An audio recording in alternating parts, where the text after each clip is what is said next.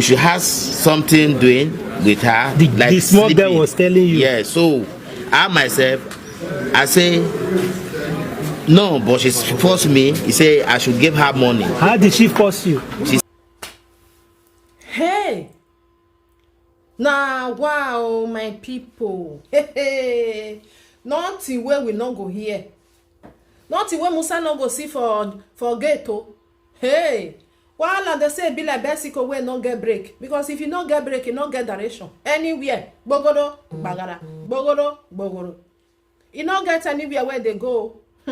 Hello my people, I greet the full house from Oto Shebo my host. Una dey fine, una do well as una tell they help me, tell they share, comment, like. God go bless una. I really appreciate each and every one. I really appreciate una. God go bless una for me. My people, this video where I bring come so, I go play am for una. Mona listing wella.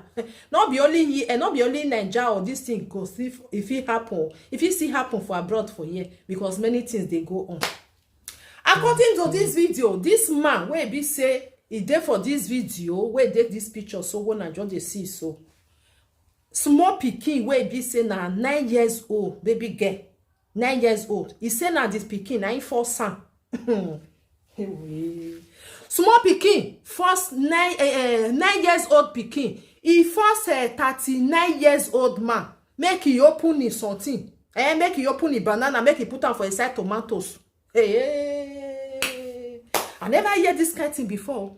When I dey listen to the video, I say, this kind of thing still dey happen. Oga, which planet for come? Me, I no understand.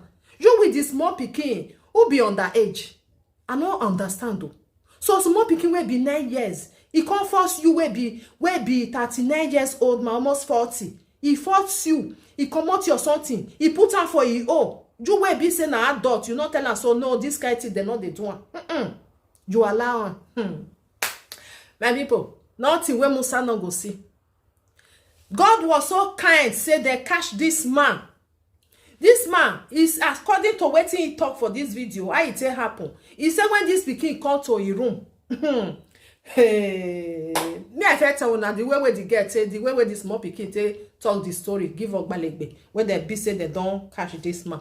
He said this man invite him, he tell am make he come. I know say all this men, some men they will like baby say when they see small pikin, there are something go get up. I don't understand why your thing go get up for small pikin where be say wetin they attract you for there, wetin they draw you, wetin they see for there, small pikin. Not be adult now where you say, see the Bobby as he stand. Oh, see the backyard as he just be. Man, go toast am. Maybe he go agree for me. Even though say, maybe not still agree. I know say I still toast am. No, small pikin wey be say, he never know anything. He said, tell now, he can't give am. How much you say give am? Whether na 1,000 be 1,500 naira, now he give am. Now this man say, open him tomato so. His mama come dey see, say, this pikin, wetin dey happen? He can't get the way we take the waka. Hell! Oh, Jesus is Lord. These people, they're supposed to just carry their tomatoes, they will just put injection. So their banana, they will put injection so that the banana no they raise again. Even though say see woman like this, because they look at bow. You understand? Because all these people will be say then they find small picking just to open their bekus. It's not good that they put them for kirikiri. No, what did they want to do for them? What did they want to do for kirikiri? Carry him something. Eject am so that it go be no who yagbon. You understand? Who die where they life now, so they're supposed to be. And you carry small pikin 9 years, you open am, now the small pikin I force you. Make you put something for inside something. He even tell the small pikin say, make you not tell anybody. If you tell anybody, he go buy am. Because the mama come tell and say, why you come dey waka like a gadania? What did they do you? Because the man don't pieces there. He don't open am, he don't tear am. Small pikin will not know anything. He don't tear am for, he don't open everything. 9 years, small pikin. This one not be say maybe he remains small, may reach 18 years old. Small pikin where just they come for, where don't they come for? Where just finish mama just finish to the breastfeed down. 9 years.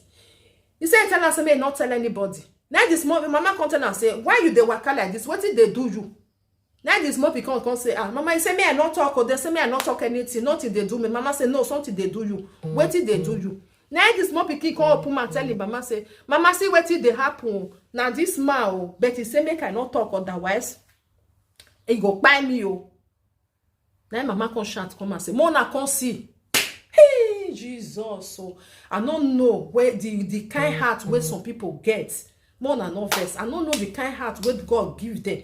Where it be say, Pikin where supposed to be your own Pikin, where you go, they guide, where you go, they like, not let anybody near her. Fear not go just catch you for any corner. Your brain not go tell you, say, what you want to do, so it they very bad. You that money go give Ashi where be say, where they walk, all those one are walk, and then they do, and they put their self, then be adults. May you go give them. May you know, say, okay, now that person there you give, you not force anybody. You just carry small Pikin where be say, not know anything. Just open now. Hey, salo, boy, me I put them on a listing. When I dey listen, all my, you say, me I bring and come. Even here for abroad, it still they happen. Be careful who you dey leave your Pikin. Especially now we get baby get. Be very, very careful. Because some of them, now small Pikin than they like. I don't know the kind brain where they get. What they inside, I know say they not wear. Because person where you wear, you know they like small Pikin. Where you they think and say, I'll just open the, what you want open for them? You just open something. If money be where you just enter inside there. Ah, God, oh, may we listen. They arrested the suspect. The suspect narrates how it all happened. She entered my house. Okay. So when she entered my house, she say we should have something doing with her. The small sleeping. girl was telling you. Yeah, so I myself, I say, no, but she forced me. He say I should give her money. How did she force you? She said I should give her money. If I not give her money, she cannot. If I give her money, she will accept it. So I gave her 1,500 naira. She accepted and do what she said she would do to me. She accepted, say we should leave. After I was how many times have you done it? Only one time. Edo State Police Relations Officer SP the Wambuzo, who confirmed. My people now hear what he talk. Say the Pikin tell am, say make he give her money. If you give me money, now the Pikin force her, not be force the Pikin, not be locked door for inside house. Tell am say if you shout, something go happen. No, now the Pikin locked door. Now the Pikin tell the man say may not even shout. Hey, can you imagine some people? The way one they like to they spoil other people children. No. You go wait, you can't say you want spoil another person, yo. May your own for better for you. Lie. No way, because you don't destroy another person, yo. Your own must still spoil for your eye. Carry small Pikin, if they force you, he tell you may you give her money. Even though so small Pikin hold you for waste like this, he hold your clothes, say, you go give me money, or can't do this thing. You go give her the money, they go. Assuming, say maybe, according to what they talk, small Pikin hold you, say you must go do this thing. You go say take this money, go buy something. I know they do small Pikin, they go. Which we know say not be so. Small Pikin, wetin enough for life. Give me money, may you come enter inside there. You go enter. You will be say you go don't still get Pikin. You not say no this kind of thing they not they do one. Not they do all this thing. Not they talk all this thing. People don't say they talk am for matter and say no. They're not. You too small to they talk all this thing. This man not fear. He enter inside small Pikin tomatoes. He open everywhere.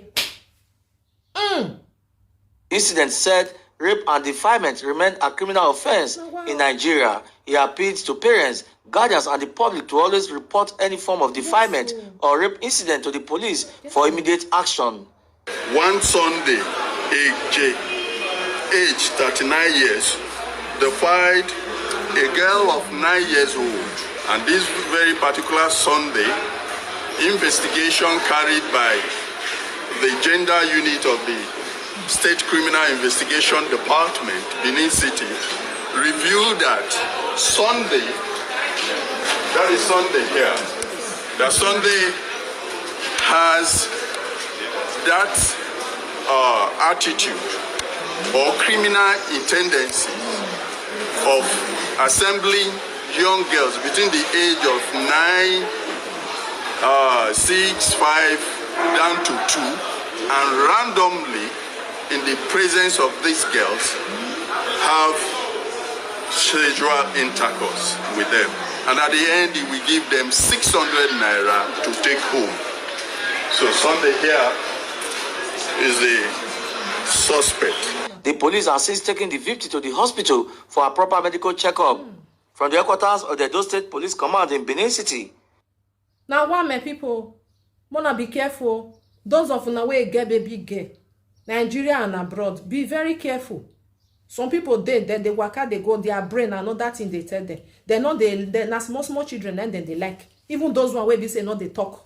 All those baby where be say never start to they talk. Be careful, or you want live for her. Brother beg, I want go buy something for the year. Make I just cook, may I leave my pikin for you, help me look am. He go use and tell they turn around. Now the truth, because small pikin not fit talk. He go use and tell touch am. You not go know. Small pikin not fit talk. If care is not taking, if you see say you too much, say you never come. Before you know, something gone there they throw away for your pikin. Now you come they think and say, what did they happen? Hey, God forbid bad thing. Thank you for being here, my people. One love keep us together. Help me to share this video. I bet mona wise up. Una children, una female children. Mona not they live her anyhow. Don't live her anyhow. Especially they come they go they tell you say, mommy, no they send me message. Go they give that brother. No one go there. Not force and say you must go because maybe get with that brother they like they tell now this girl go they fear. So if you come they like a mother now you want to say, I bet go a message for brother. You too lazy. Before you go no go put something for something because the small pikin be try to tell you say mommy I no want go there. You know say some of our African women then they do one. Oh yeah, go ahead brother cook. Brother say me you come help and cook. Not be only cook oh, you don't cook her on that journal. On that there tomatoes you cook and journal. The small pikin will come they fear to tell you. So now bye bye for now.